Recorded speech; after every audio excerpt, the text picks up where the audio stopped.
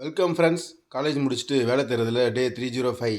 காலையில் எந்திரிச்சதுலேருந்து மண்டை கோளாறாக இருந்துச்சு. வீடியோ எடுக்க வேணும்னு நினச்சிட்டு இருந்தேன். இருந்தாலும் மனசு கேட்காம எடுத்துட்டேன். வீட்டில் இருந்தால் இப்படி தான் இருக்கும் போல் அப்படின்ட்டு வண்டி எடுத்துகிட்டு வெளியே போனேன். போகிற வழியில் தாத்தா ஒருத்தர் லிஃப்ட் கேட்டார். அவர் போக வேண்டிய டைரக்ஷன் நான் போக வேண்டிய டைரக்ஷனுக்கு அப்படி ஆப்போசிட். இருந்தாலும் பரவாயில்ல, வயசானவராக இருக்காருன்னு நான் வண்டி எடுத்துகிட்டு போயிட்டேன். இதை அவர்கிட்ட சொன்னது அவருக்கு ரொம்ப சந்தோஷமாயிடுச்சு. தாத்தாவை அவர் லொக்கேஷனில் ட்ராப் பண்ணிட்டு தயங்கி தான் கேட்டேன், தாத்தா ஃபோட்டோ எடுத்துக்கலாமான்ட்டு. திட்ட போகிறாரு நினச்சேன். சிரிச்சுக்கிட்டே எடுத்துக்கலான்னு சொன்னார். அவர் கூட ஃபோட்டோ எடுத்துகிட்டு தாத்தா எங்கள் வீட்டுக்கு போகிறது ஒரு வழி சொன்னார். நான் கரெக்டாக தப்பாக அந்த வழியில் போயிட்டு வீட்டுக்கு போயிட்டு ரிட்டன் வந்து அந்த வழியை கண்டுபிடிச்சிட்டேன் ஒரு வழியாக.